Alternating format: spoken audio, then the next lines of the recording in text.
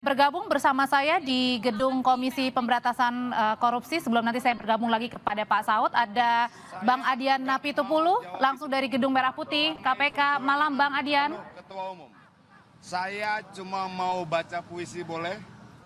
Puisi ini ditulis tahun 66, yang menulis namanya Yuyun SS. Judulnya Lampu Merah. Bila hari ini kebenaran didustakan, bila hari ini kenyataan dipalsukan, tunggulah hari esok, kemanusiaan akan dinistakan. Bila hari ini orang lain tidak benarkan, bila hari ini orang lain tidak adilkan, tunggulah hari esok, kalian akan dapat giliran. Bang, kan Abang dari tadi bersama dengan Pak Magdir nih, mungkin ada Pak Magdir mungkin menyampaikan pesan apa terkait dengan pemeriksaan tadi gitu? Tadi sudah dijelaskan panjang lebar Pak Magdir di dalam dan di atas ya, teman-teman bisa kutip itu. Dan menurut saya cukup membacakan puisi itu, saya mau ke DPP dulu. Merdeka. Merdeka. Thank you Bang. Terima kasih Bang.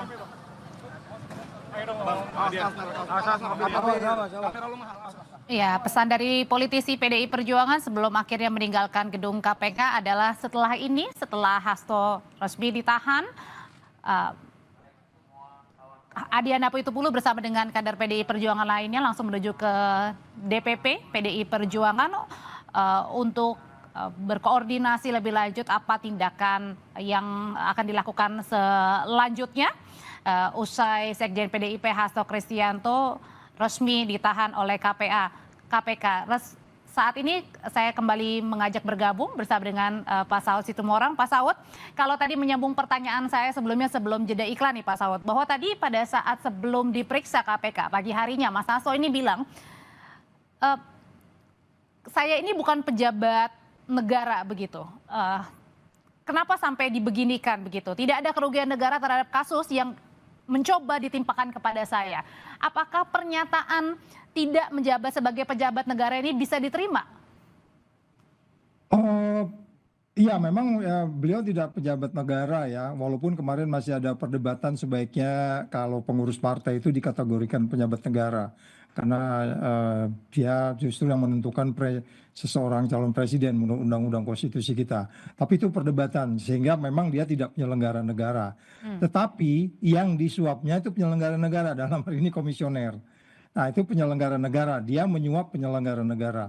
Soal bagaimana itu interaksinya terjadi, bagaimana itu apa yang mereka putuskan, seharusnya AM itu menggantikan calon yang meninggal di dalam proses pemilu, sehingga kemudian harus digantikan, pada bagian lain ada kaitan dengan nomor urut, kemudian mereka mengirim surat ke Mahkamah Agung untuk kemudian diberi izin untuk kemudian partai politik menentukan siapa yang harus menggantikan yang meninggal. Nah ini kemudian itu berurut sehingga kemudian putusan itu tidak dijalankan, putusan MK itu tidak dijalankan, kan itu awal dari peristiwa pidananya. Dalam hal ini terasa lambat pergerakan yang dibuat oleh seorang anggota komisioner itu. Dan jelas komisioner KPU itu adalah ya itu penyelenggara negara. Jadi dalam hal ini dia bukan menerima tapi memberi. Kira-kira gitu Mbak. Oh oke. Nah kemudian juga pada saat tadi di konferensi pers Ketua KPK kan menyatakan ya beberapa alasan dari perintangan penyidikannya yang dilakukan oleh Sekjen PDIP. Ini seperti merendam handphone, kemudian HK atau Hasto ini juga mengumpulkan dan mengarahkan beberapa orang-orang pada saat di KPK untuk tidak memberikan keterangan sebenarnya. Nah sebenarnya kalau dilihat dari sini alasannya, buktinya di mana nih? Ya itu makanya kan ketika penyelidikan dimulai, sebenarnya itu tapping, pengamatan seseorang, surveillance, take out, penyadapan itu kan dimulai. Jadi banyak sumber yang bisa memastikan bahwa proses penghalang-halang penyidikan itu terjadi. Dalam hal ini nanti di pengadilan akan dijelaskan.